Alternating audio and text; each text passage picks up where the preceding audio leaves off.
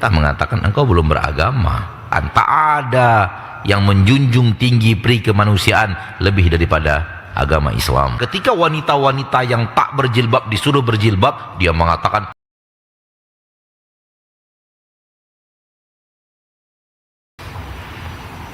maka kalau orang beragama hanya zohir, kita mengatakan engkau belum beragama. Karena agama itu harus masuk ke dalam batinmu.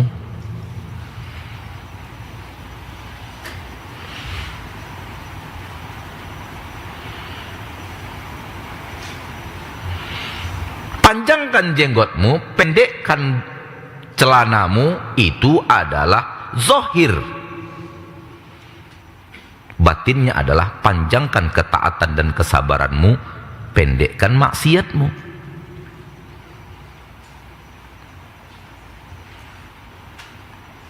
Jangan jenggot panjang, lidah juga panjang.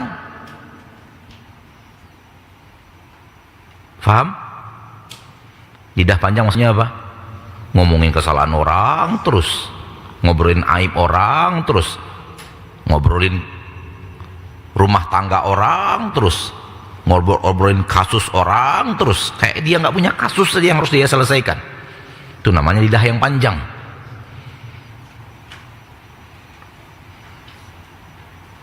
Lidah harusnya ngikut celana, pendekkan,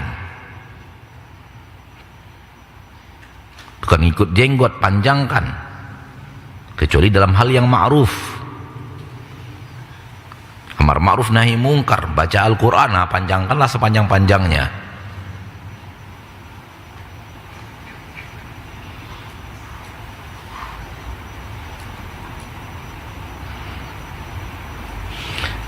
Maka beragamalah dengan hati. Jangan beragama dengan zahir penampakan diri. Zahir penampakan diri itu tak laku di akhirat kalau tak diiringi dengan batin. Oleh karena itu Allah mengatakan di dalam Al-Quran, yauma la yanfa'u malun wala banun illa man atallaha biqalbin salimin. Tak bermanfaat harta, anak dan keturunan, kecuali engkau datang kepada Allah pakai hati yang selamat. Hati itu di batin atau zahir? Batin. Hatimu yang selamat adalah hatimu yang sudah dimasuki agama. Beragama itu pakai hati.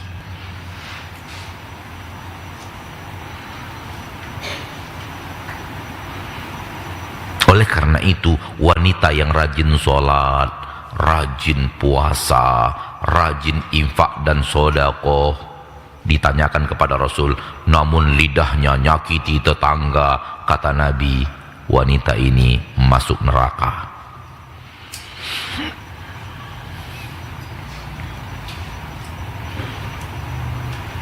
Kenapa? Itu baru zahir sholatmu. Batinmu tak begitu. Karena orang yang batinnya benar takkan nyakiti orang.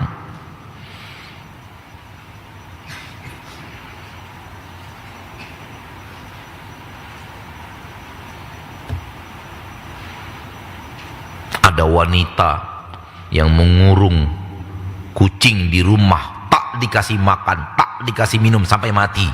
Kata Nabi, masuk neraka.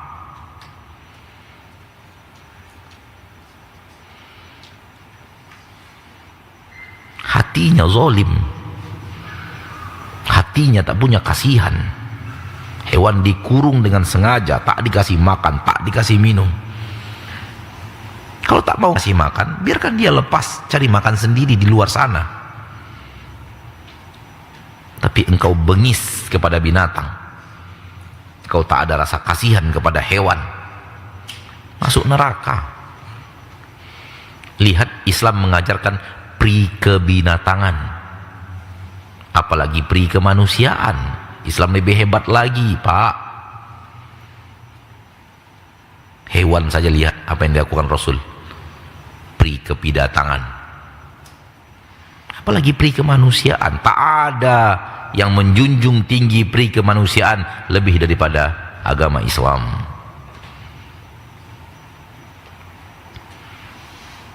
Mereka yang mengatakan pahlawan pri kemanusiaan itu hanya dan hanya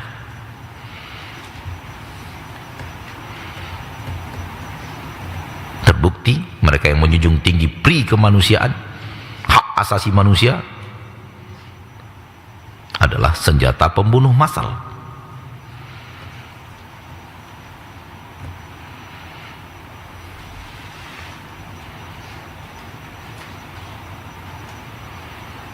Kalau engkau beragama dengan baik dan benar,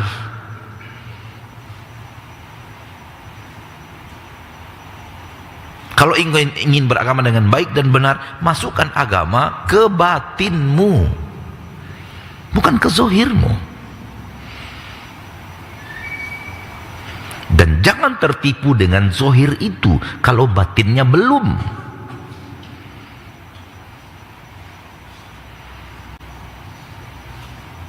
Dan kalau zohirmu rusak, kami pun tahu batinmu rusak.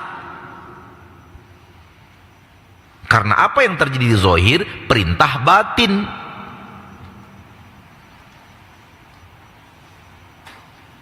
Kalau lisanmu tak berhenti menceritakan aib orang, kami tahu hatimu rusak, batinmu rusak. Maka ketika wanita-wanita yang tak berjilbab disuruh berjilbab, dia mengatakan yang penting hati saya bersih. Bersih dari mana? Kalau hatimu bersih, hatimu yang bersih itu akan menyuruh engkau nutup aurat. Jadi wanita pemalu, tak berani di hadapan kaum laki-laki, bangga dicoel. Itu bukan wanita yang hatinya baik. Baik dari mana? Baik dari Hong Kong. Yang penting hati saya baik, hati saya bersih. Bersih dari mana?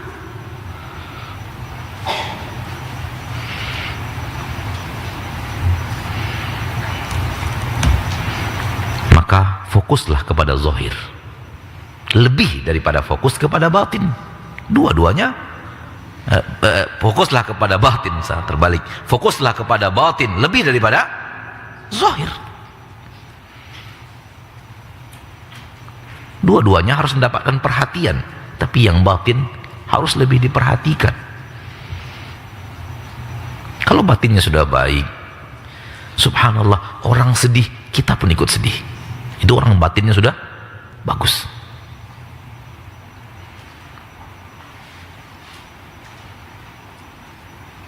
Rasul suatu saat duduk dan diizinkan Allah berbicara dengan mengatakan, apapun yang kalian jawab, yang kalian tanyakan sekarang ini, saya akan jawab. Apapun yang kalian tanyakan. Berarti sudah dapat rekomendasi dari Allah. Izin, apapun yang kalian mau tanya sekarang ini, pertanyaan, pasti saya jawab.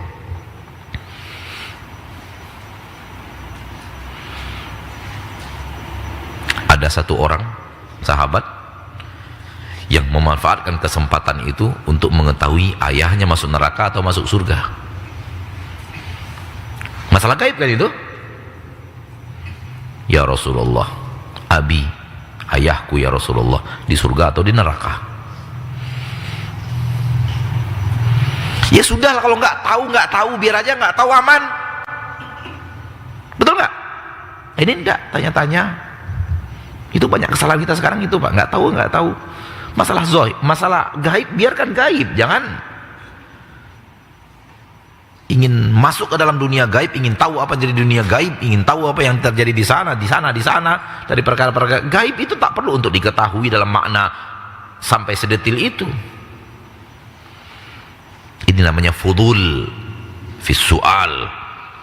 Buat pertanyaan-pertanyaan yang tak ada gunanya. Tak boleh dalam agama. Pertanyaan yang benar, pertanyaan yang bermanfaat, pertanyaan untuk diamalkan. Adapun tahu kita, tak tahu kita, tak ada manfaatnya bagi kita, maka tak perlu ditanyakan. Tahu dan tak tahunya tak ada memberikan manfaat dan mudarat.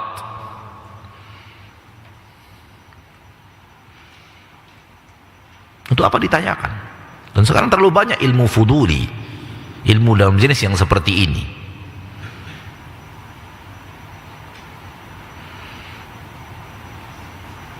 Allah kalau sudah takdirkan suatu di gaib, ya biarkan gaib.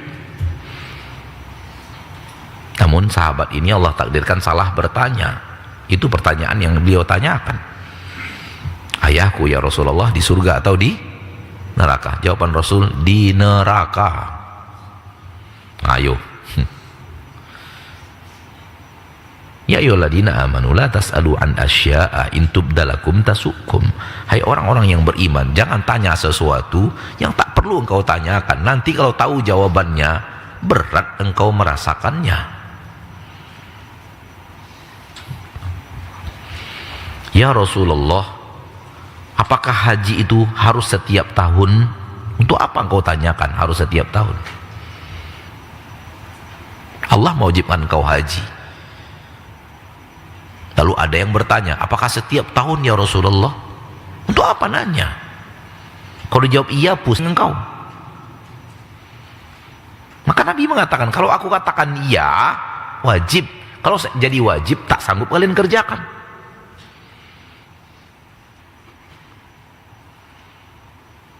Ini ada bab-bab lain, bab-bab salah bertanya.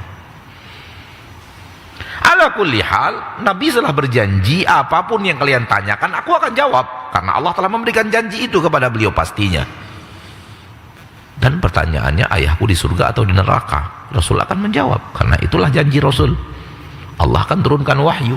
Maka Nabi menjawab, ayahmu di neraka. Sedih nggak? Sedih. Salah sendiri, ngundang kesedihan sendiri. Akhirnya dengan sedih sahabat itu pergi. Nah, ini dia nih, hati yang sudah bagus merasakan kesedihan yang menimpa orang lain. Terasa oleh Rasul, sahabatnya itu sedih. Akhirnya Rasul suruh panggil.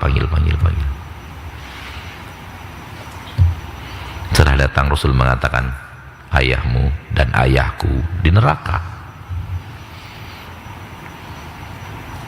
Begitu kata Rasul kita tercinta. Udahlah, jangan sedih, itu keputusan Allah. Obat nggak bagi dia, sahabat ini, apa yang dikatakan Rasul? Obat. Karena Rasul tak nyaman, sahabat itu sedih, nggak nyaman Rasul kita tercinta Sallallahu Alaihi Wasallam. Dan kekuatan iman beliau untuk mendapatkan kabar itu tak sehebat kekuatan iman Rasul tercinta Muhammad SAW yang telah menyerahkan segala-galanya dengan keputusan Allah. Raditu billahi rabbah. Rasul kekuatan imannya jangan ditanya. Seluruh Nabi dan Rasul kalah.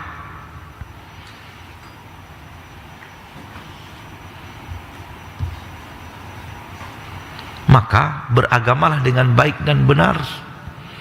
Agama itu masukkan ke dalam dada.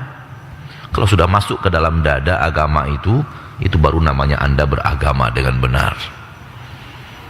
Apa buktinya? Buktinya adalah cinta kepada iman dan benci kepada kemaksiatan, kekufuran dan kefasikan. Masih di dalam surah Al-Hujurat. Walakinnallaha habbaba ilaikumul imana wa zayyanahu fi qulubikum. Lihat di dalam hati letaknya. Wa karraha ilaikumul kufra wal fusuqa wal isyan. Allah buat kalian benci kepada kekufuran, kepada kefasikan dan kepada kemaksiatan. Hati itu benci maksiat. Bukan suka maksiat, tapi benci maksiat. Hati itu cinta kepada iman dan aneka ragam praktek keimanan. Kalau kita masih suka maksiat, suka melihat orang maksiat, suka hal-hal yang berbau maksiat, masih kita perlu ditanyakan kepada hati kita, berimankah hati itu?